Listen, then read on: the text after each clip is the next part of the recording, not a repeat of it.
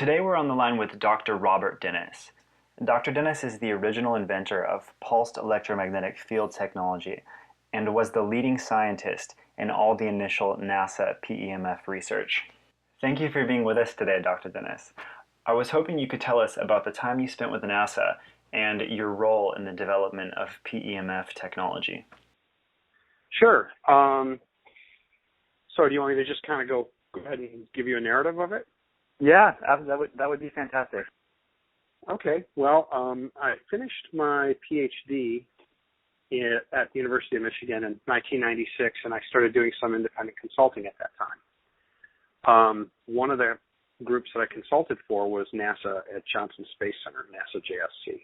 And it's at JSC where they do a lot of the, biology of the space environment kind of research. So they look at, effects on humans, effects on, plants and animals and that kind of thing. And I actually got a call, sort of a cold call from a guy who was doing research there on stem cells. So this is sort of early in the stem cell research, period.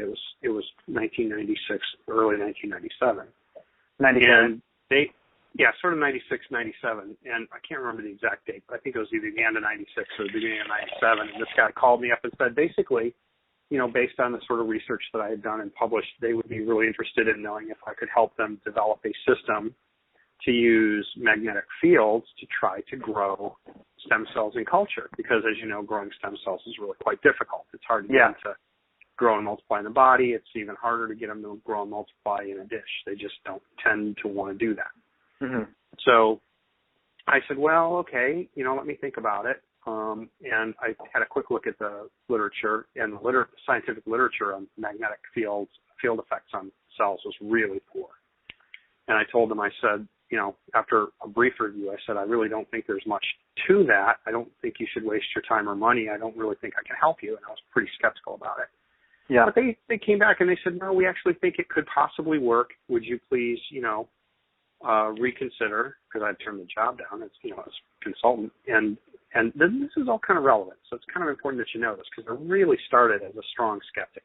Yeah. And I said, well, okay, if we're going to do research in this area, I'm a newly minted PhD. I can't just jump into some sort of like fringe wacko research. I've got, it's got to be good science, right? I mean, it's just like, in science, one wacky, crazy paper and you're done, right? Yeah. So I said, okay, this has got to be done really at the highest standard, scientific standard, which, the highest standard available to us, generally speaking, is, double-blind studies where, you've done everything you can to remove bias and you're careful about, not allowing your instrumentation to have artifacts and this kind of thing.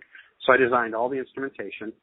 Wow. And everything for it so that I knew that it would work well. But before I did that, I asked them, and I said, do you have some idea of what kind of thing you'd like to do? Because there's a lot of different ways to apply a magnetic field. And they actually said, no, we don't know. Could you please review the literature and, just use your best judgment? Yeah. Okie dokie, that's what I'll do. So I said, fine, let me review it. And I looked in the literature. There were over 670 papers that were relevant to electromagnetic, mostly magnetic effects on cells and tissues. So that took me about 4 months, and I reviewed these papers. It was, it's a huge stack. If you just pile them up, it's like 2.5 feet off the ground. It's like, reading through an encyclopedia. Yeah. And the worst thing about it was that the papers were really bad quality. I mean, science is not this pure, pristine thing. Science is, when you start really looking at it, it's a lot more like looking at kids' finger painting than it is like looking at rembrandts or something. Most of it's pretty sketchy. And if you really know what you're doing scientifically, you can poke holes in almost anything that's published. You can say, well, did they account for this or that? So you kind of have to, in order to make any kind of headway in science, you have to have skepticism, but it has to be healthy. It can't just be, negative about everything. Yeah. So I was inclined to say again to them, look, I did. I said, I really think this is a bad idea, guys. I really think you're wasting your time. And they said, well, please, we'll pay you. Please do your best. And I said, there's got to be, over 1 billion different ways to apply time-varying magnetic fields, like, some sine wave or whatever. But if you actually multiply it out, it turns out I've actually multiplied it out, and I've posted a, sorry about that, someone's trying to call me here. Okay. Let me just, I'll send them to voicemail anyway. So when you actually multiply out all the different possibilities for, you know, the waveform shape, the amplitude, the frequency, you know, the sort of how often you turn it on, how often you turn it off, and you're looking at square or trapezoidal waves and how sharp are the edges and what's their duty cycle, you know, how much time are they on versus off and everything, and you multiply out what are all the different combinations of you know, frequencies and everything. The number's tremendous. I actually have this posted on my webpage, so if you want a link to it, just shoot me another email. I'll give you a link to it. I've got it in Dropbox. Okay. It's It's 1 quadrillion. So it's like 1 million times a billion, something like that. Different ways to apply PEMF, believe it or not. So there's just a million. There wow. are 1 million billion different PEMF stimulation protocols that would be different, actually, by the definition of different that the FDA uses when it evaluates, you know, PEMF devices. So when you take into account that there's only maybe something on the order of about 1 million different chemicals in the world, there's about 1 billion times more different ways to apply a PEMF field that you could easily do with stuff that you can buy at Radio Shack. You don't have to do anything exotic to do this. This is very simple.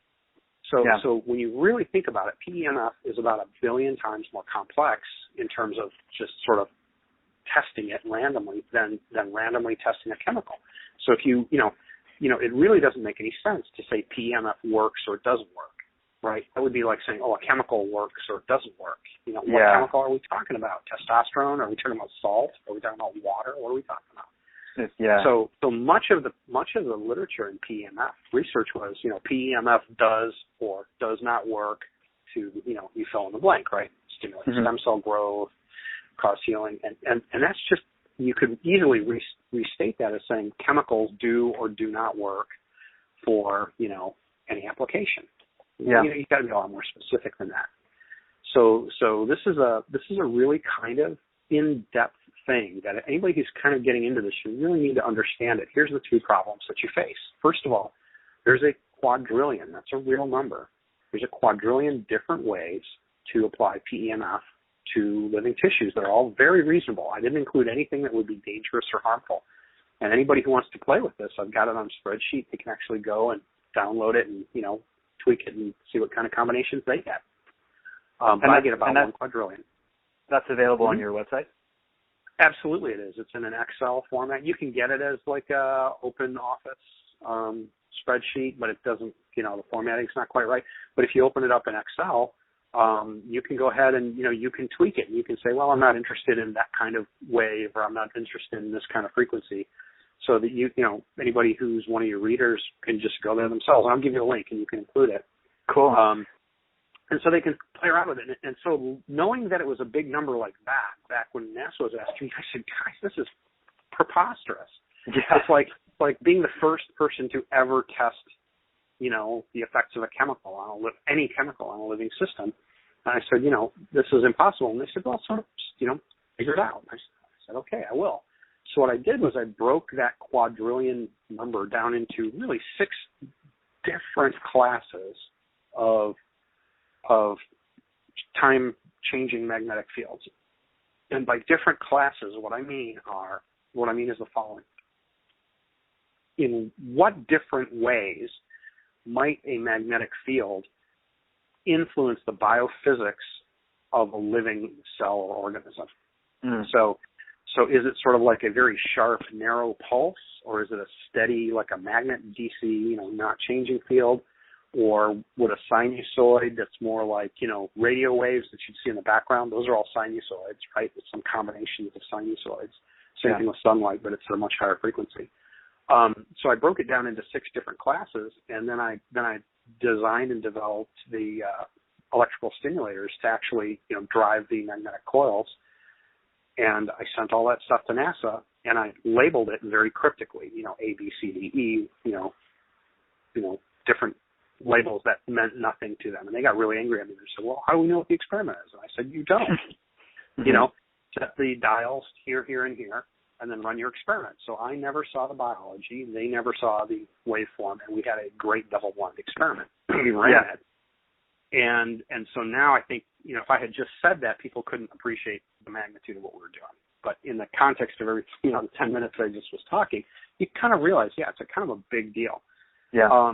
So they ran the experiment, and for 2 of those 6 different classifications of, broad categories of magnetic waves, for 2 of them, we saw very significant biological effects. Okay, so what do I mean by biological effects? Everybody talks about this and, tuning mitochondria or something like that. Nah, I can be real specific, all right? We measured gene expression using quantitative gene array analysis, and we saw very significant up and down regulation of genes, hundreds of them. Okay? Wow. So it wasn't just sort of like, waving hands or anything. We counted cells, and the cell growth, was much better when we applied certain types of pulse magnetic fields. We did metabolic measurements with lactate, glucose, and stuff using, measurable, samples from the media, from the cells. We did all that kind of stuff, everything that we could afford to do that was available. It was done double blind, and we got very strong results. And the results basically were that if you had a narrow, pulse that was sort of like a square wave, technically it's trapezoidal, but I'm just going to call it a square wave for now, okay? Or if you had a wide square wave, if you had something that looked like a square wave, right? No magnetic field, and all of a sudden it turns on rapidly, and then it holds for a while, then it turns off rapidly. So it looks like a square wave, right? Or something really narrow, which in engineering we call it a delta pulse. Those 2 had a really significant effect on virtually everything we measured.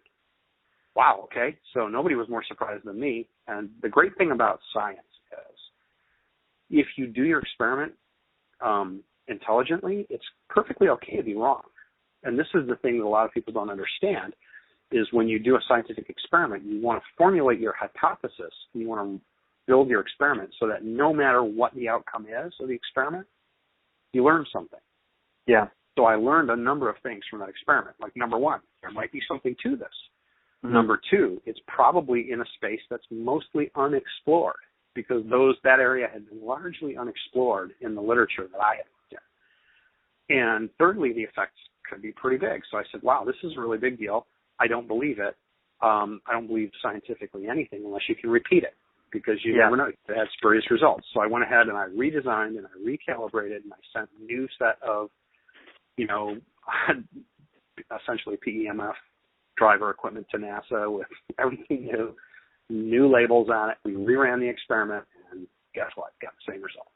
So now I have to say, if I remained skeptical, that would be foolish, because now the weight of the data, repeatable data in a double-blind experiment indicates very clearly that there's a biological effect. It's very statistically significant, but it's also very biologically significant, right? It's not like the difference was a little tiny bit, but statistically you could show it was there. We were seeing differences of, increases in gene expression, 6, 7, 8 times or more. I mean, really big changes, not just like, 10% or something like that. Yeah. And it was all the same genes, the same types of genes. The patterns of the gene expression changes made a lot of sense because they were more systematic, right? It wasn't just random genes going up or down, but it would be like all the genes related to a certain type of cell activity might go down, or most of the genes. Most of the genes related to a different type of cell activity would go up. Like, for example, most of the genes related to growth of the cells were increased, most of the gene expression. Most of the gene expression related to making extracellular matrix, like collagen, were increased.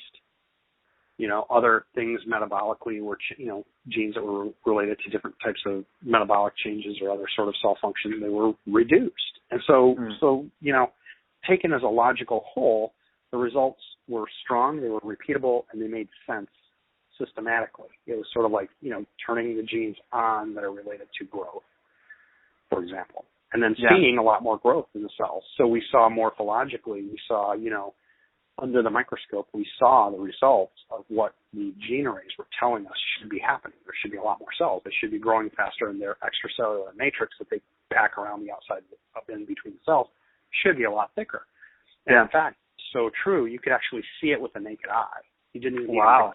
You should look, which for anybody who's done cell culture is stunning, because normally you can't see anything with the naked eye, but you could literally see with the naked eye, oh, this is obviously a lot thicker than that. Yeah, and so it's real profound implications at that point.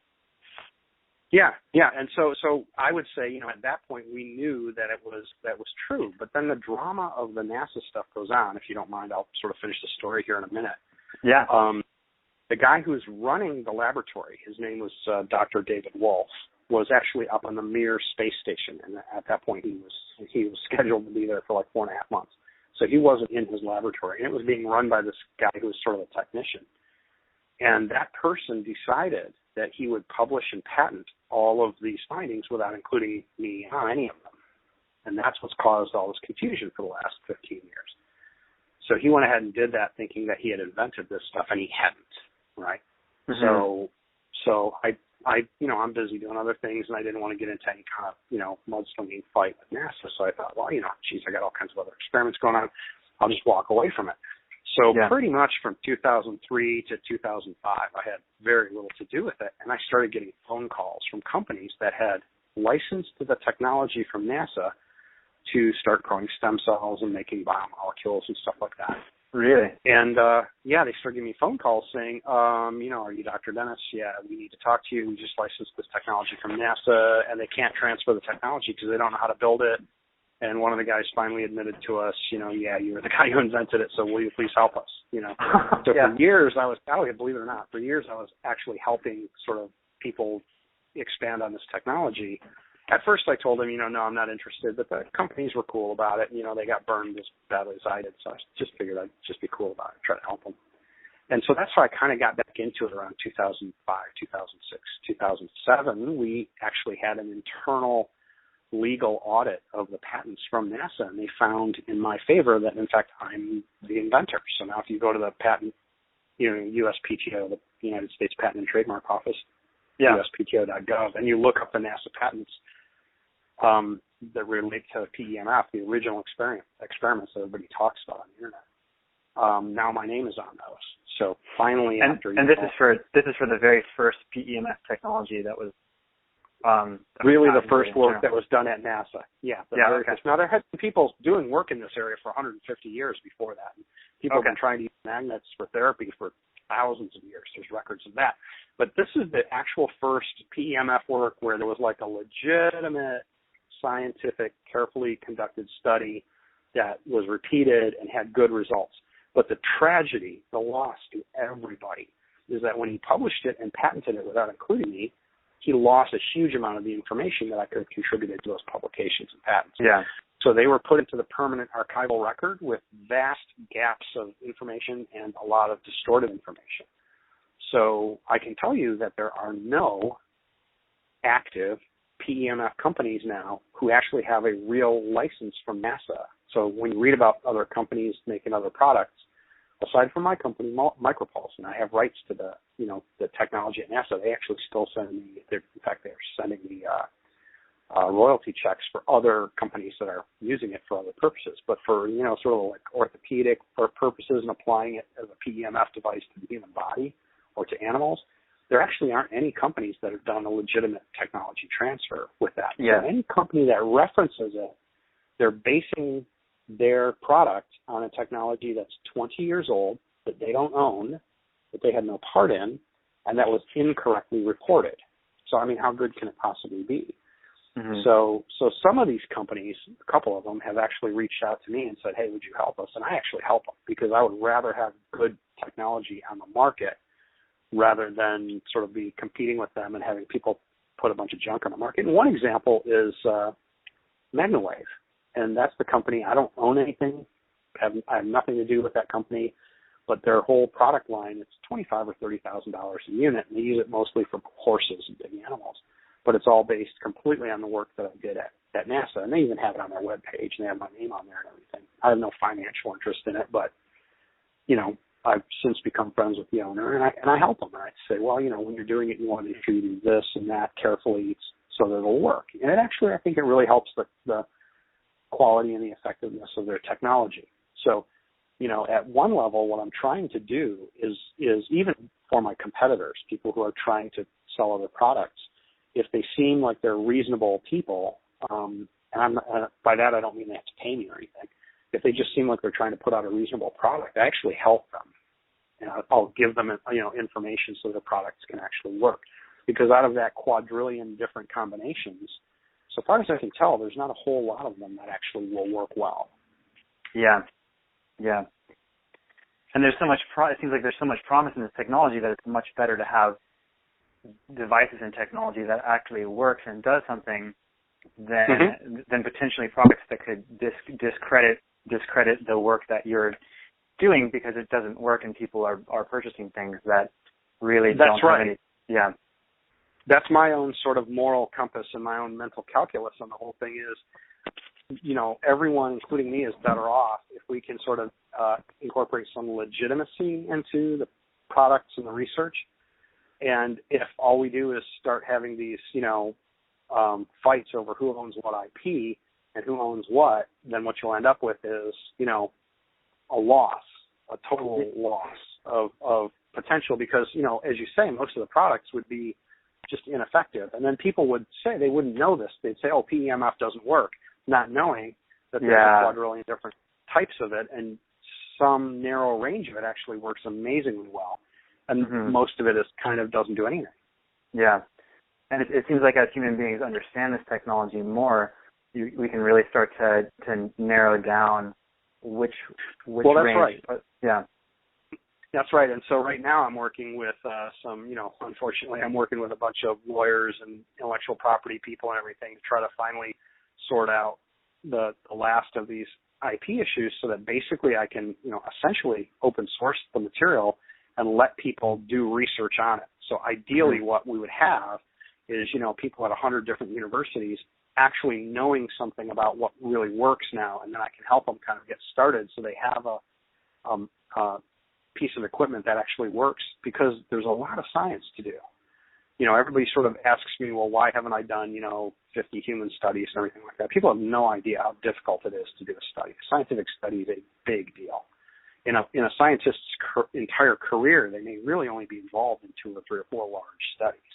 Yeah. And it takes years and years and years and millions of dollars to do some of these things. So the reason that you don't see a lot of good studies on PEMF and their effects on cells is because they don't have the tool they need that's reliable. They don't have a system that every time you turn it on, it works, right? Mostly they're sort of mucking around in the dark to try to find some kind of PEMF thing, and the people who are doing the experiment are biologists, so they don't really understand that they can just buy one or hack one together and it'll work, and of course that's not true. Yeah. Right? So there you are. You're kind of, without the right tool, you don't even have a place to start. So my goal is to essentially open source the technology so that it will enable biologists everywhere in the world to do the research that they need to do on it. And honestly, looking at the biophysics of the way that ICES works, I believe it will elucidate a completely new class of transmembrane cellular receptors, for example. Because it's moving ions perpendicular to the direction that you'd expect for like voltage gated channels to work. So all of our experiments, done with things like patch cleansing and everything, they're very, very good at excluding transverse ion movement. So for the last 40 years, we've probably been looking for, voltage and current sensitive channels that are exactly orthogonal they're exactly perpendicular to the direction that we get with effective PEMF. So they've been very effectively excluded from our experiments. So when you understand that, then you can start to look for different types of membrane receptors, and you can start to understand biology a lot better. Yeah. But until you get to that point, you're kind of fishing in the dark. Yeah. Wow. Yeah, that's fascinating. It seems like you're really on the cutting edge of discovering how to effectively use this technology. Well, I'm also trying to work on how to study it. So we know something about how to use it. And I mean, honestly, I'm not a clinician. I can't give clinical advice. I'm a scientist. I'm an engineer, product developer, professor. Yeah. But I'll tell you what the device seems to work best for is people who have chronic orthopedic pain and injury.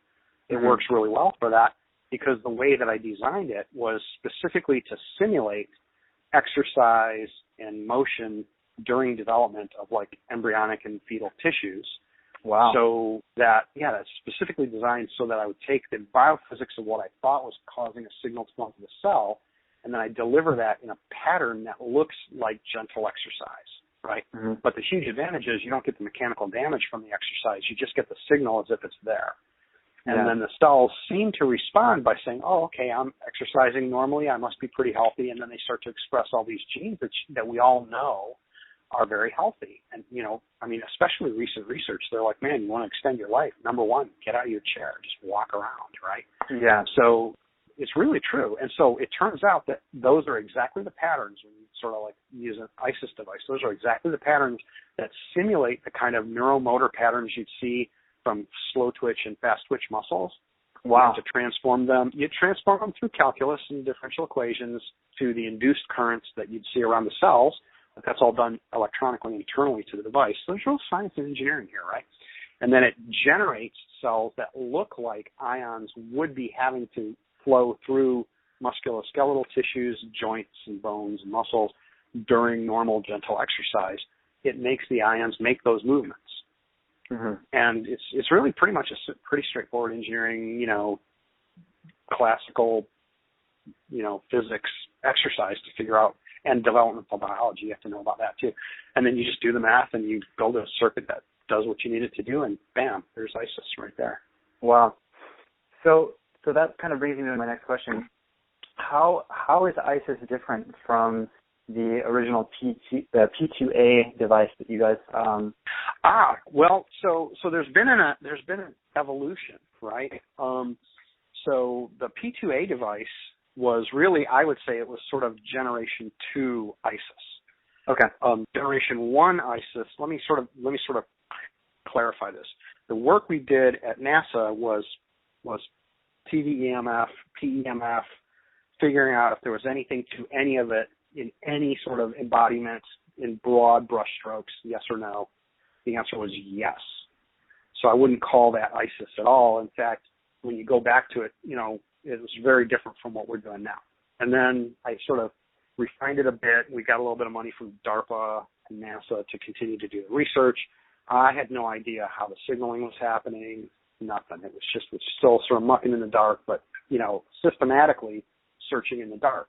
And systematic searches really, really are powerful. There's a thing in engineering we call a binary search. It's how computers search for things, right? You cut something in half, and then you say, is it in part A or part B? And then, it's in part A. Well, then you take part A and you cut that in half. Is it in the first half or the second half?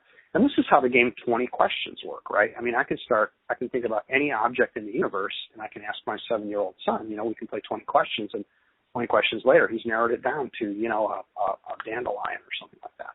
Yeah. How can you do that with everything known in the universe? And the answer is a binary search. You keep cutting things in half until, so you end up with the equivalent of being able to make 2 to the 20th power guesses, which is 2 to the 20th power is a large number, right? Even though you're only getting 20 guesses.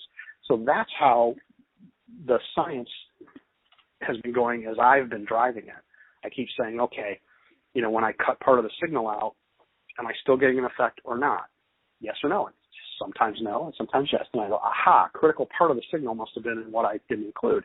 So I go back to that. Check it. By itself, it works. So I've been cutting it down since then, mostly because the first TVEMF systems at NASA, you had to plug them into the wall. They drew a lot of power, right? Yeah.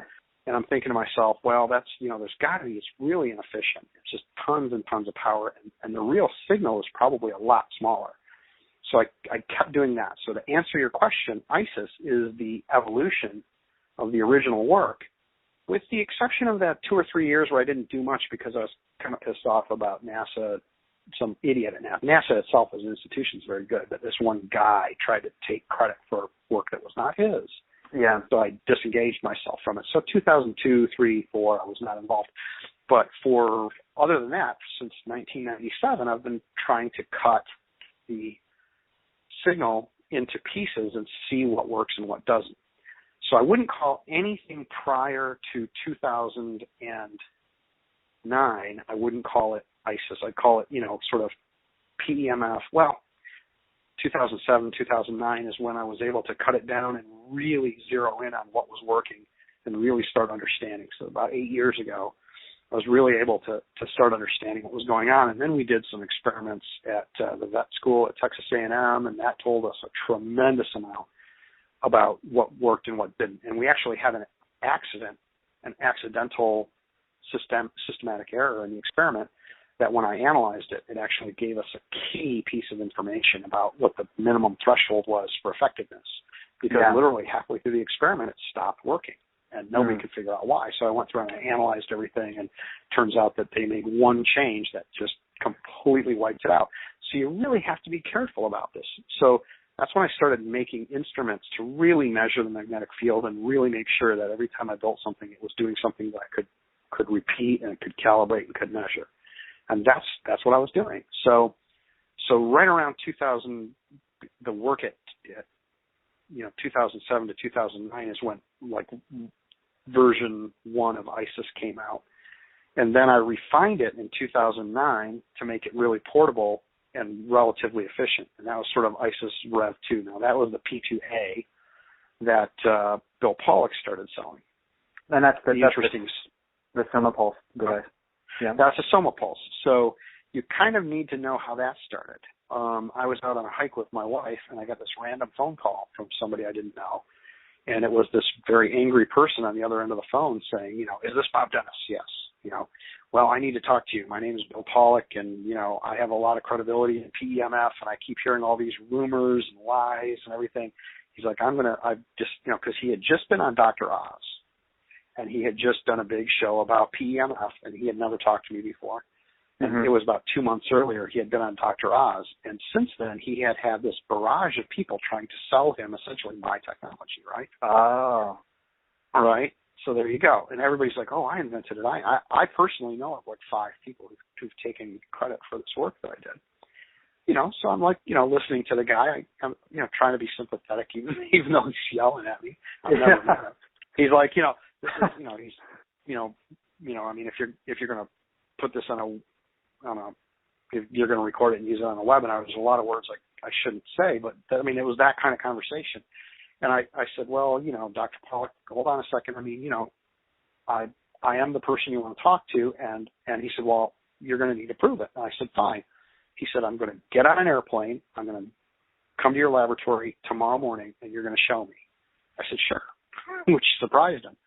He said, oh, really? It's not a problem? I said, it's not a problem at all. So then he literally got on a plane, flew in from Baltimore, wouldn't let me pick him up from the airport. He didn't want to have any bias. He rented a car, drove to my personal laboratory, and by then I had laid out on this 10-foot long bench, I had laid out a prototype of every single thing I had done since NASA, through all the development we did there, through the private development I did after that, through where I was at that time. And at this point, it was about 2011, and I was just sort of getting the PEMF to the point where it was really effective because I was using it to treat my own back because I had a really bad back injury, and it was really helping me a lot. So I was using myself as a guinea pig, which is bad because guinea pigs don't get to choose whether or not they want to be in an experiment, So any human that says, yeah, sure, count me in, they're not a guinea pig, they're a volunteer, right? So, but anyway, using myself as a guinea pig. Because that's something people can understand. I had been testing this thing for a couple of years, and we had tried selling it into the veterinary market, but there just wasn't enough credibility, and it was still very expensive. But that was the P2A that Bill Pollock, once he saw what the work that I'd done, and I explained it to him, I showed him all the graphs, and I showed him all the unpublished data that we had, because a lot of this was done, the research was done privately after NASA, so it was actually private property. It was not done with public funds, so there's a lot of data that was just privately owned, and it all was pretty compelling. And so he, apologized. We went out to dinner. He said, wow, I'm really sorry. He said, I just want to explain myself. He said, I've heard so many lies. And we just sat there for 2 hours at dinner, and he just went through all the misrepresentations and lies and things that he had heard in the last few months since he'd been with Dr. Oz. And he said, look, and I really respect Bill a lot. So he said, look, I just want to be the fair broker, and I want to tell people the truth. And I said, well, I'm all for it. So, just let me know how I can help you. And he said, well, is there any chance we could actually put a real product out there that's really made by somebody who knows what they're doing? I said, sure. So we developed the P2A form, and then we refined it and made a P2B, which was a little bit better. And that was still what I would call ICES Generation 2. Yeah. And then that really was all developed about 4 years ago, three and a half years ago. And then since then, I've done some pretty significant modifications on it. I'd call it ICES Generation 5 now. So really, Bill was selling ICES Generation 2. We were trying unsuccessfully to sell it into the veterinary market when it was ICES Generation 1, and that would have been like 2008, 2009, 2010. Yeah. And that's where we're at now. So it's very, very different. It's almost, I would say, it's completely unrecognizable from what we were doing at NASA. Yeah. Is ICES Generation 5 the A9 digiceutical model? Yeah, that's what it is. Okay. Yeah. So hold on a second. I got my dog. Okay. No problem. Can you go downstairs and wait for me for a minute? No. She won't listen. So she's 4 years old. So okay, she'll be here. I hope that's not a problem. So yeah, ICES digiceutical Generation 5 is what we sell as the Model A9A. And I'm using the Model A9A to try to optimize certain features of the stimulus protocol. So I've got some beta testing going on where we're trying to see, once again, it's the same sort of thing. Does this part of the signal really contribute, or is it something that we can remove? And one great example of the results of that is that we've increased the effectiveness of the system absolutely dramatically. It's much, much, much more effective than what we were originally using at NASA. Yeah. I've been able to cut the cost down by 100-fold, and almost 1,000 times actually. And we've been able to cut it down from the size of a microwave oven to the size of a deck of cards. So it's much more efficient. It's much more effective. It's just everything about it. And the other thing about it is the power that it generates is 99.8% less emitted energy. So the thing is that it's like the thing I keep saying is the signal to noise ratio has increased dramatically. And this is something that you can kind of see if you're looking for it. You can see this in the other PEMF products, right? A lot of the other PEMF products are always like, more power, more power, more power. But that's sort of like those old-fashioned, public speakers, or like the speakers you hear in an airport. The sound quality is so poor that in order to get the signal out, they have to keep turning the volume up. Yeah. If you have a crystal clear signal that's absolutely clear and doesn't have noise, you can hear a whisper. Mm-hmm. And that's the point. So the thing about ICES version 5 is, in particular, is that it's extremely low energy. In fact, it's less energy than a cell phone, totally. It's less than half of a cell phone output. It's more like a third. So that means that, by any international standard, there's no reason to think that it would be unsafe at all. Now there are people who that are hypersensitive to radio frequency, and I'm sensitive, about that, because some of my friends are that way. So I'm not saying it's absolutely not harmful, because we don't know that. But I am saying I've taken 99.8% of the potentially harmful energy out of it. And so you can think of it energetically as being 99.8% pure, at least. Maybe it's closer to 100% than that. Isolated. You really singled out and isolated that exact frequency range that you want to well, have. It's not the frequency. Yeah, it's all the parameters, and it turns out frequency is only one of them, but it's the other parameters that really matter. So it's not like you can say 10 hertz works. In fact, 10 hertz, it turns out, is kind of irrelevant. What really matters is the first time derivative of the magnetic field. We call it the magnetic slew rate, and that has to be right, and it has to be in a certain range to work. And we find that when you go below that range, it doesn't work at all. When you go above that threshold, it works really well. And we have several studies now that just show that very, very, very clearly in animals, in whole animals. And I'm trying to do some studies now to go back at cells and then look at cell signaling to see if we go below that threshold, can we possibly, do we see a change in the signaling, or does the signal disappear? And there's tons of basic science to do, right? But I mean, there's also a lot also a lot of product development to do, and there's a lot of engineering to do, right?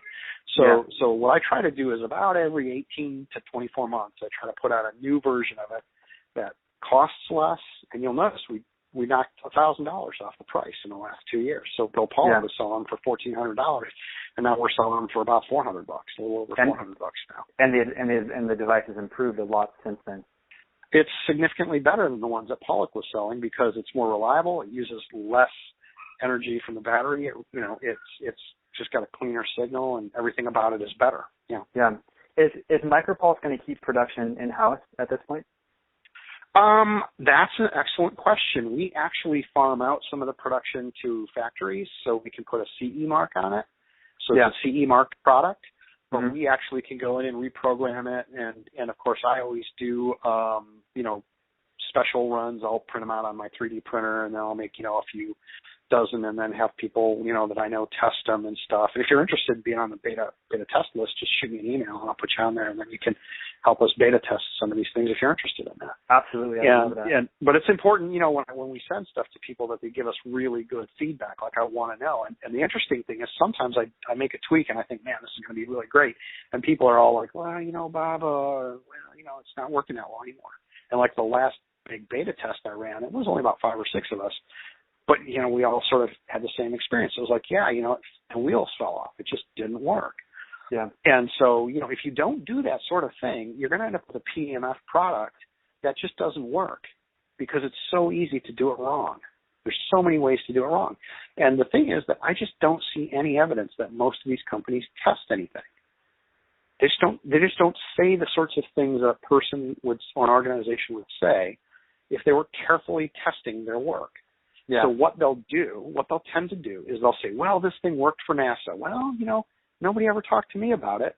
So they took incorrect information from a 20-year-old experiment that was incorrectly and incompletely recorded, and then they copied it, without a license, which means it's a pirated copy where they lose some fidelity. And, some of the companies who did that sort of lucked out, and they got close enough and they got something that worked. But just think about where computers would be if there hadn't been, if all you had was an incomplete, incorrect copy of, Pong, some like original,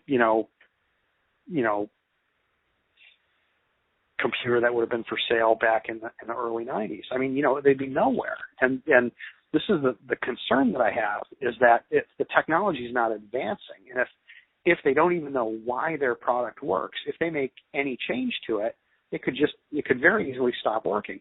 And very interestingly, this is what I see among the scientific researchers. This is something that you could very, fastidiously try to find in the scientific literature. But in the scientific literature, you have something called publication bias, which means if your experiment worked, it's pretty easy to publish it. But if your experiment gave you a negative result, it's very hard to publish it. So all the stuff that people did with PEMF and magnets that didn't work pretty much never saw the light of day. But that's really important information, right? Yeah. So one of the things you see in the literature is that people will report, hey, wow, this thing worked really well. We're going to try to build a new apparatus and do some really great experiments, and bam, you never hear from them again. So I actually went to a bunch of these labs to talk to people about it. And every single time I heard the same story. Yeah, we put something together with duct tape and baling wire and bubble gum, and it worked really well. So then we built a really nice version that was more powerful so we could do some great experiments. And the biological effect just went away, and we could never get it back. Huh. And you see that over and over again. And that's what happens if you don't know what parameters to control. So they would fall, the wheels would fall off. And then the weird thing was they would never kind of backtrack and go back to their duct tape and baling wire, version and then see if the effect was still there. So they thought, well, we were using 10 hertz and we're still using 10 hertz. But the thing is, it's not the frequency that matters so much. It's how quickly you change the magnetic field. Yeah. And that's the thing. And so if you're not and that's very hard to measure, by the way. I have to build my own instruments. You can't just buy something that tells you that. So if you're not controlling that, then if you change the circuit, you change the coils, you change the sort of inductance of the system, it's going to drive it differently, and all of a sudden, boom, you have no biological effect at all. And that turns out to be exactly the mistake that they made at Texas A&M when we were doing our experiment. They changed that part of it, and bam, the effect vanished, right? So the biggest difference between my technology, ICES, and everybody else's is that I'm systematically making sure that I understand what parts of the signal work, and then I'm systematically excluding parts of the signal. And if it continues to work, by work I mean have measurable, desirable biological effects, I keep that part of the signal. And if that signal is not important for, making it work, then I just discard it. And I honestly think that my initial skepticism, because most other people who are making PEMF devices, they go into it believing it works, and then they try to make something that works and sell it. I didn't start that way. I started as a skeptic, and since then I've been very systematic and methodical and continued to develop it. I don't think that's true for any of the other ones that you can buy. Yeah. Period. Yeah. Hey, that makes a lot of sense. Well, thank you. Could you tell me anything about if there's been any research done with ICES on the level of the nervous system? Well, the original work that we did at NASA was on NP cells, normal human neural progenitor cells, which are a cell line, but they're thought to sort of be like astroglial cells, which are really important in the brain, but they're not really neurons. And those are the cells that really showed consistent response to the original fields. I've done a lot of sort of beta testing with people who have peripheral neuropathy. And in many, many cases where there's a problem, and it can take a lot of different forms, like urinary incontinence, where they think there's some kind of nerve swelling or blocking, carpal tunnel syndrome, and other sorts of things like that. Sciatica, it's very, very effective at treating that, in the sense that all of a sudden the pain and the dysfunction goes away. And so we feel really good about that. How it's working, I would only, sort of guess to say, well, there's probably some kind of pathological inflammation around the nerve. And when you squeeze a nerve axon, the long arm that can stretch many inches, or more, in some cases a few feet, if you put like a cuff around that, the axon stops working. Wow. And you can imagine, and that's what they think is going on in some of the compartment syndromes and stuff like, carpal tunnel. So if you can reduce that sort of cuff around the axon, all of a sudden the nerve will start working again much better. And so my hypothesis is that when you reduce that swelling around the nerve, that it starts working better. And we find in almost every case where people, it takes a while. You kind of have to try different configurations of the coils and stuff. But then all of a sudden people, I've heard it probably 100 times now. People are like, oh my God, when you get it right, it really works. Yeah. And when I say it reduces the swelling, I'm not just guessing. So I actually ran 2 completely independent laboratory tests on using generation 3 and 4 ICES at an independent laboratory called Charles River Labs, where they do testing for drug companies. And I actually had them test ICES on an inflammation model in rats, where they inject a natural chemical that causes inflammation into the foot pad of a rat, and then they just watch the inflammation over the course of 8 hours. Yeah. And they reported to me that it was, not only was it stunningly effective, they also said that they had tested every other PEMF device that was registered or approved by the FDA, and a bunch of the other ones that were just sold. People had them test them, and they said they'd never actually seen any significant or measurable effects. In our case, the lowest dose of ICES was as effective as, it was 62% as effective as a large dose of steroid, dexamethasone. So the minimum dose of ICES is about 2/3 as effective, roughly, as steroid. Only the thing is, it doesn't have the side effects of steroid. So the guy who was director of the research lab at Charles River said it was actually the most interesting data he'd ever seen. But before they ran the experiment, they felt bad about taking my money, because they had tested so many other devices and none of them had ever done anything. So then I said, well, you know what? That sounds great, but I don't believe it. Let's repeat the experiment. So we actually repeated the experiment. We changed it. We did some dose response stuff, and we got the same result. ICES really reduces inflammation. It just does. Yeah. So, people can naysay it all they want, but I have test results, reports that are official test reports done to FDA standards. The FDA would have to accept those reports as real fact, if I decided to submit it to them, which I'm not interested in doing right now because I'm still busy developing the technology. Yeah. So we'll keep it in the alternative market, right? So everybody's like, why don't you get it FDA approved? Sure, $5 million in 3 to 5 years, and I can't change it or improve it over that time. No thanks. Right? Yeah. I mean, I know it works great. If you want to benefit from it, I'm happy to get it to you at a reasonable price. But if what you need is an FDA approved device, then you need to wait. Yeah. I don't know how long that'll be. It could be 2 years, could be 20 years. I don't know. And I think a lot of people don't understand how that works. They really don't. They think it means it's safe and effective, and they think that if it isn't FDA approved, that it's dangerous and ineffective. And we all know. I mean, just go to Google and type in, withdrawn is the correct word, or withdrawn FDA approvals, and there's just this endless list of drugs that have been shown to be ineffective and dangerous. Yeah. Same thing with medical devices. So FDA approval, in my opinion, and I think the evidence is there to support that, is neither it is no assurance of safety or efficacy of anything. Yeah, absolutely. Right. And the other thing about it is you get it approved, and then of course, they might approve it and say, oh, it's by prescription only.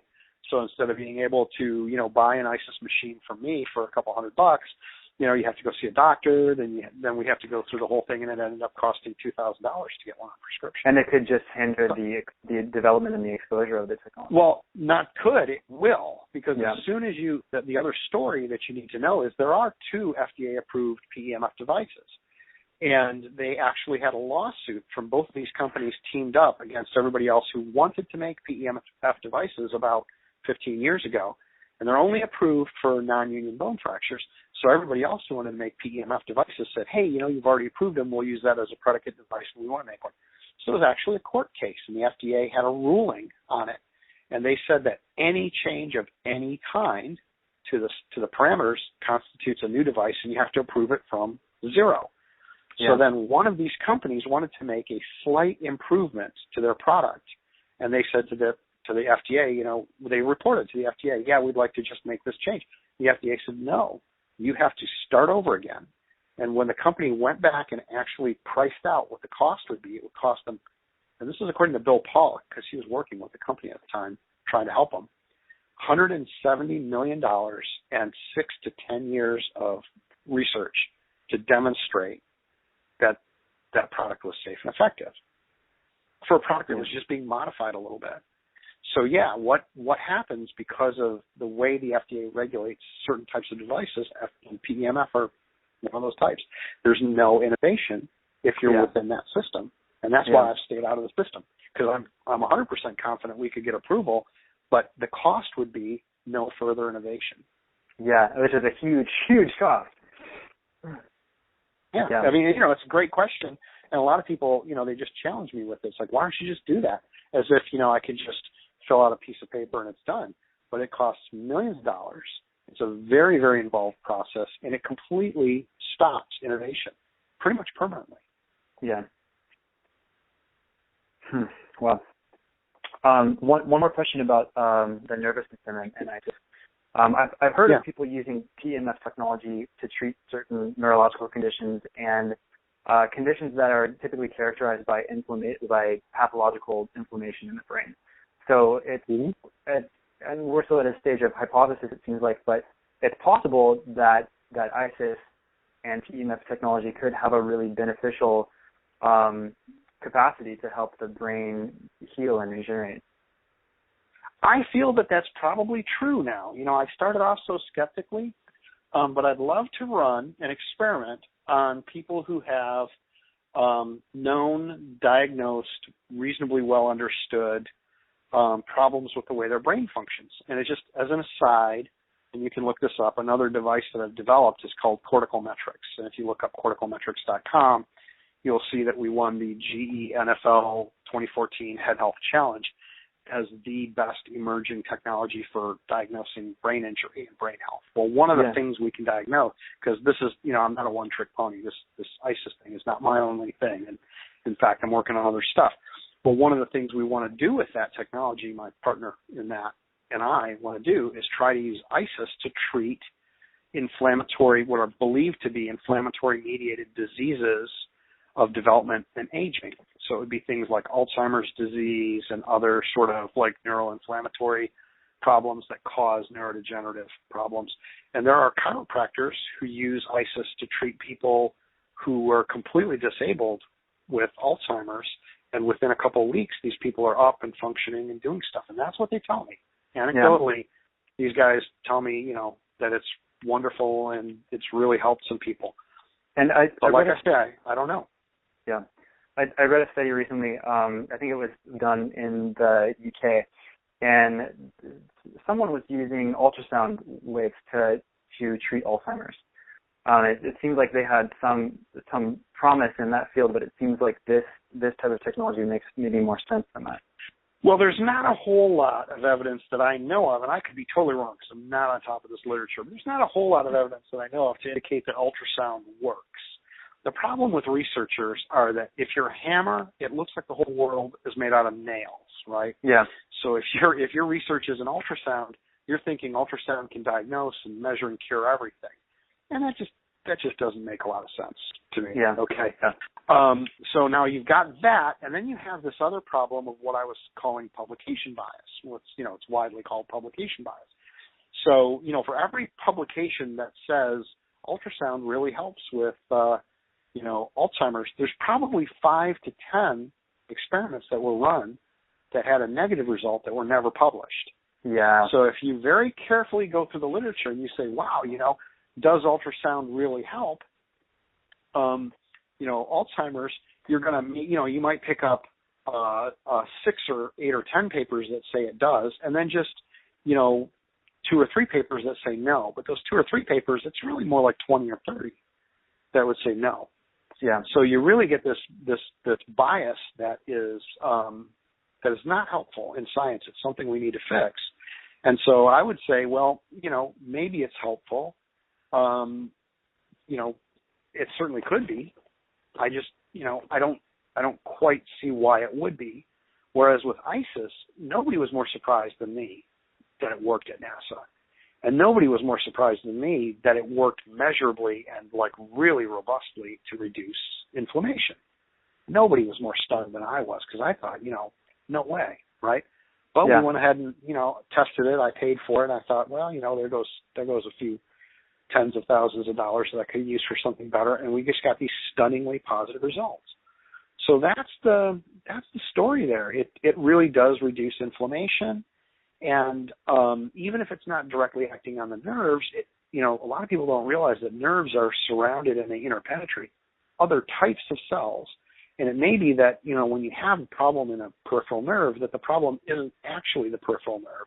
It might be the surrounding tissue.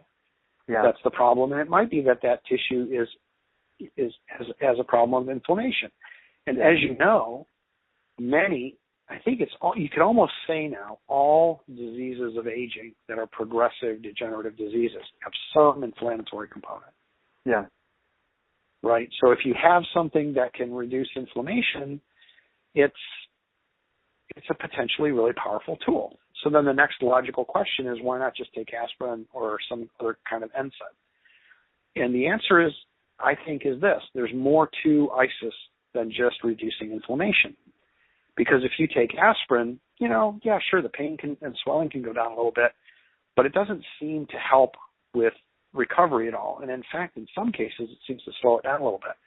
But in the experiments that we've done with ICES, you get this reduction in pain and swelling that's very significant, but you also see about 2-fold increase in healing rate. And we've actually done experiments on animals and humans outside of the country where we've done the effects of ICES after surgery and how quickly does the organism recover from surgery. And we have data from multiple directions that shows the recovery rate is about twice as fast with ICES.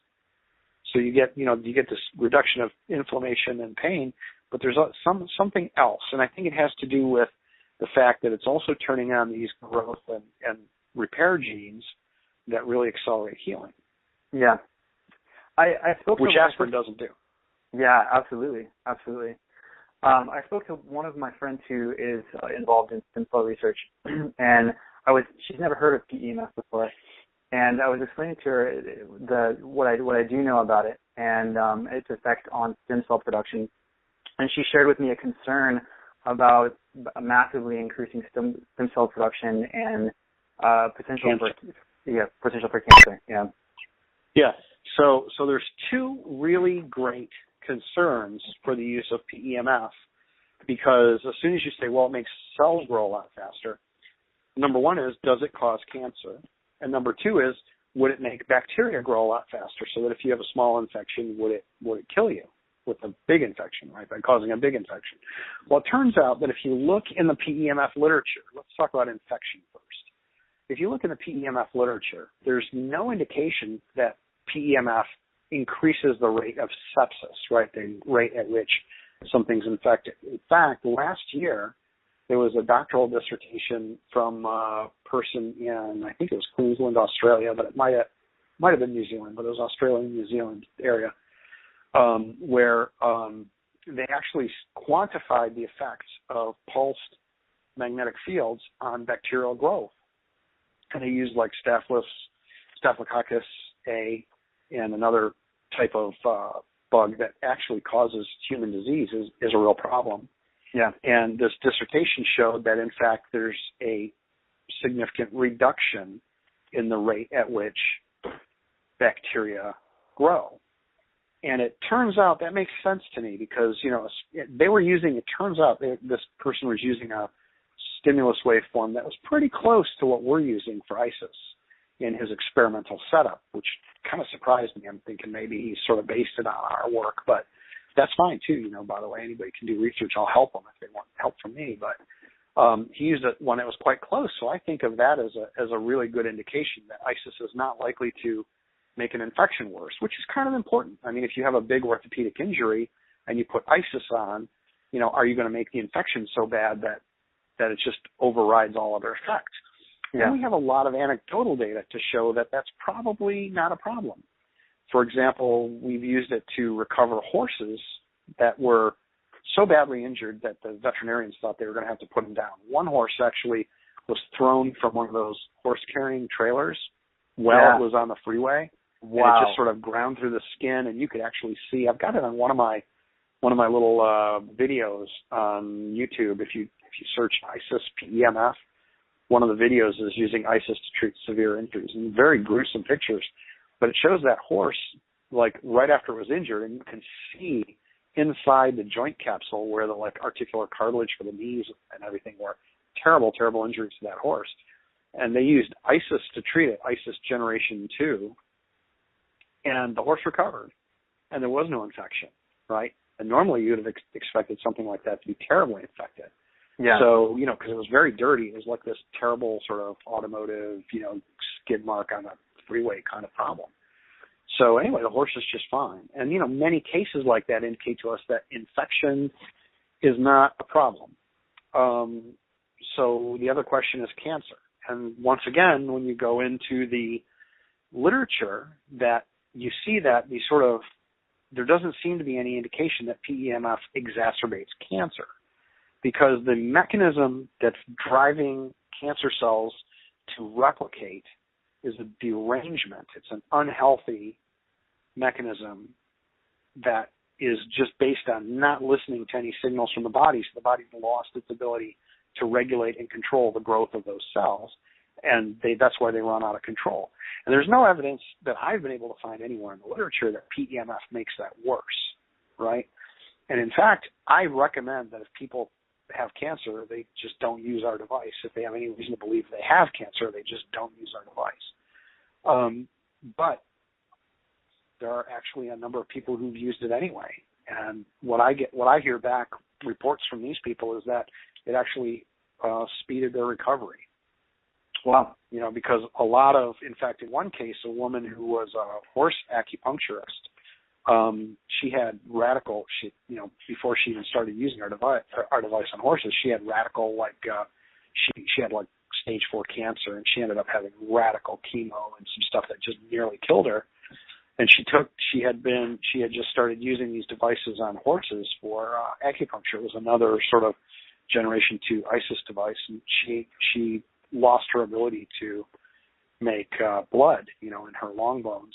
Her blood marrow had basically been wiped out by this chemo and radiation that they were doing to her. Yeah. And she just used it on her right femur and very quickly regained an ability to make blood cells. And even her doctor said, wow, the chemo and radiation must have not worked because, you're still, but it did. So, so that's, we don't know, and there's no way that I can say it's perfectly safe. I would never say that. But there's just no indication that we have that it exacerbates or makes cancer worse. Yeah. So there's a number of companies now that are talking to me about licensing this for helping people in post-cancer treatment recovery. Because that's really one of the worst parts of cancer is, okay, they can blast it, but they take you right to the brink of death, and then it takes months and months to recover. Yeah. So, that's the thing. Is it reasonable to be concerned about that? Absolutely. But I just don't see any, and in fact, I'm concerned about it, but I don't see any evidence that infection or cancer really are a problem. And you've been looking along with your research. So. And we've been looking, yeah. And in fact, when people use it against my advice, when they do have cancer, it just doesn't make things worse. It just seems to make it better for them. Yeah. But, all cancers are different, and you never know. I mean, somebody could have a cancer that still has functional part of the genome that would be stimulated by PEMF and then run wild. So my opinion would be, don't use any kind of PEMF to treat cancer. Just a bad idea. And it's hard to make generalizations, but it seems like PEMF is coherent cellular communication versus a condition like cancer is characterized by really aggressive. It's incoherent. Yeah. It's really true, and so certainly the signal that I'm working on refining for ICES, it is a very coherent, optimized signal with a high signal-to-noise ratio, specifically targeting cells and tissues that would respond to gentle exercise through the movement of ions in the extracellular paramembranous space. That's a long sentence, but what I'm trying to say is it's the kind of signal that healthy tissue would expect to see if you're out there moving around. And to the extent possible, I limit it to that.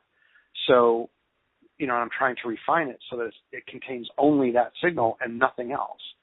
And so, that seems to be, so far as we can tell, an entirely healthy thing. Yeah. There's no indication yet. I've just never had any kind of negative report from anybody. In fact, when they buy these devices, we don't even get returns. We'll get like one or two returns from people who never opened the box. But nobody who's ever used one has ever contacted us and said it just really doesn't work. I want my money back. And we sold thousands of them. So, That's fantastic. Well, there's one more question I was hoping to ask you before we end our session here. Yeah, I've got a little bit of time. Great. Your other project, Cortical Metrics, is something that I've been reading about over the last couple of days, and I'm really fascinated by it. It seems like something that really needs to be introduced into the public because of the limits in diagnosis for brain injury and certain conditions. It seems really ineffective with brain imaging and the lack of advancement with mental health and neurological health diagnosis. So what you're working on with Cortical Metrics, I'm really fascinated with. I was hoping you could share a little bit about that and maybe share when that could become available to the public. Well, if you really want to read about it, you go to www.corticalmetrics.com and then /head-health/. And if you want this, if you want me to send you a copy of this link, just shoot me an email and I'll send it to you. It probably why don't you do that, Josh? I'll send you that link because I'm looking at it right now. We call that the brain gauge. We call that the brain gauge, which is version 7.0 of the Cortical Metrics technology. Okay. Which I started working on with my colleague Mark Tomadol back in 2005. So we've been working on it about 10 years now. So it started off as a way to help us understand the neurotransmitters and the derangement in neurotransmitters in autism. And since then, we've generalized it to any form of brain injury. So how does it work? if you look at this brain gauge webpage, which is at corticalmetrics.com/head-health, if you look at that, it looks like it's a computer mouse with two little red dots where the button should be on the mouse, and that's exactly what it is. And those two little red dots, all they are is very, very precise, high-fidelity vibration motors, not like the cheap, dollar vibration motor you get in a cell phone or beeper or anything like that. It's more of it's a highly precise, position-controlled, frequency-controlled, amplitude-controlled vibrator motor. And what we do is we vibrate two fingertips, and then we ask you questions about what you feel. So it's sort of like taking an eye exam, right, where you look at something and you go, oh, that E is fuzzier, okay, that one's more in focus. And we ask you questions instead of what you see, we ask you questions about what you feel. And that's called somatosensory testing. And what we can do with those two little buzzer tips on a computer mouse is we can actually create somatosensory illusions that work with your brain in different states of health or disease. And we can actually differentially diagnose like 14 different types of brain injury. Wow. We can tell you, like, if you're an alcoholic, we can tell you which of the two neurotransmitter-mediated alcoholism problems you have. If you have toxic damage to your brain from some chemical like fluoride, we can tell you that. We can actually detect changes in your brain's function after you take cough syrup. Wow. It's that sensitive. So it's something like, roughly speaking, it's something like 10,000 times more sensitive than the most advanced kind of imaging you can do. Because what we're doing is we're using the brain's own internal sensing and signal processing and amplification circuits to tell us how well the brain is working within itself. So it's not like, threshold testing, which is like, reaction time or can you feel that buzz. It's not, a little buzz on your fingertip. It's not like that at all, because that's all, if you got thicker calluses, you wouldn't be able to feel it as well. If you're older, your reaction time is down. All that stuff is sort of peripheral. What we're testing is the interaction of 2 points on your somatosensory cortex, and that allows us to tell you how your brain's working, not how the rest of your body's working. And so we've actually been able to really very, very effectively tell when a person has a concussion. In fact, I think our accuracy rate now is something between 95 and 98%. Wow. And there's nothing else that can do that. Yeah. So to answer your question, when will it be available? Well, we just got a contract from the United States Marine Corps and the United States Navy to develop it for use for people who are in combat, so we can tell whether or not their brain's been injured. And it needs to, the contract we have with them is that we have to spend the next 2 years to get this thing FDA approved so that the military can buy it, so they can hook it up to laptops, and if somebody gets, too close to an explosion or some kind of concussion, or they fall on their head or whatever, they just go back into the tent.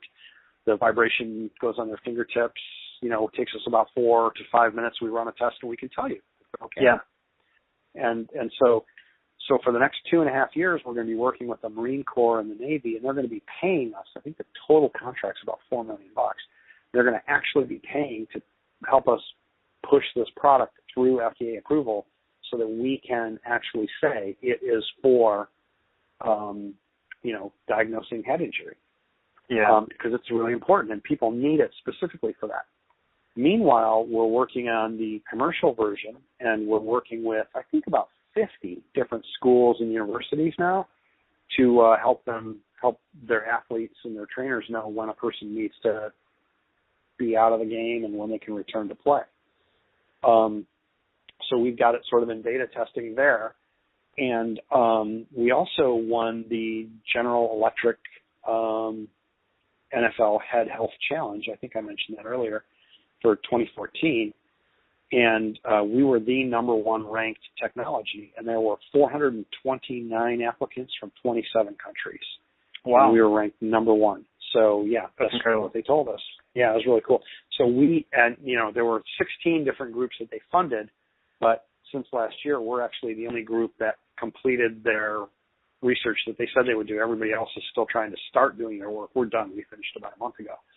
So we're looking for another round of funding from General Electric and the NFL so that we can continue to develop our commercial product. And what we're trying to do there, I mean, what every business person is telling us is, this needs to be a $200,000 system in a basement of a hospital somewhere that people would have to pay huge money for. And so we sort of just, scoff at them. And what we're really building, that thing you'll see on our webpage, that's engineered specifically by me to be able to be sold for, less than $60. Wow. So that, and the software, anybody who runs Google Chrome will be able to go straight to our webpage and take a test and, test their brain. So it would be sort of like, going to Lumosity or something, but you need to have this mouse. So it'll work as a computer mouse, but also it'll work to test your brain function. And so anybody who has a brain who wants to test their brain function can have one. That's our goal. That's incredible. That's really incredible. I'm a huge advocate for advancements in the field of mental health, and I spend a lot of time studying neuroplasticity and ways that we can increase it through nutrition and yoga and meditation and exercise and all these different things that we can do to increase our brain's ability for plasticity. And to have a tool like this to be able to kind of quantize your brain health, it just seems like an incredible advancement for human beings. Well, I think it is, and we're really psyched about it. And if you go to this corticalmetrics.com/head-health, you'll see that one of our basic performance metrics is neuroplasticity. Oh, wow. And, it's just one of them. And I'll send you the link to that. But, we'll talk about, speed, memory, neuroplasticity, accuracy. We have a number of other metrics. It's kind of complicated. It's actually an 11-dimension analysis of the interaction of these 2 points. So we measure the interactions on time and different axes and stuff. So you kind of need like a really hardcore computer to crunch the data that we get from you, even though the data is pretty simple. And then it sort of shows you in relationship to, I think we've got now about 5,000 other people that we've tested. And then it tells you, we don't have to do baseline testing. We can tell you if you're sort of in the normal range. We can give you numbers as to where you are. And so we want to use this with ICES to see, hey, can we quantitatively improve function for things that we think are inflammatory mediated problems. Another thing is if you've got a head injury, I think what might be happening in the brain for concussion is that you get a lot of inflammation. Well, if I can knock the inflammation down, we can actually map how a person recovers over the course of 3 or 4 weeks after a concussion. Does ICES accelerate that? That's one of the questions we want to ask. And, I'd love to do all of these things, but there's really, it's hard to spread myself around. There's so many things to do. Yeah. And so that's the thing. And so we're working as fast as we can to get this brain gauge thing out to society. It probably won't be generally available for about 2 to 2.5 years, but it's definitely there. And right now we're really tied in with military and GE and the NFL. And, so long as we can kind of keep all the bad people away from it, it'll be something that's available for $50 or $60. Everybody can have one, and, you can start measuring how well your brain's funcking. So people like you who are working specifically, that's what it is. So that's sort of the other thing. And, I've developed several other, medical technologies that I think are a lot less interesting, a lot less relevant, a lot less important. But those are the two big ones, And fortunately now you can buy the ICES and, at what I think is a reasonable price. Every year we try to keep driving it down because as we make more of them, it gets less expensive for us to make them. So we just forward that on. And so, like I said, Pollock was selling them for $1,400. We're selling them for better ones now for $400. And the goal is next year we'd be selling them for closer to $300. And eventually I want to drive that down also under $50.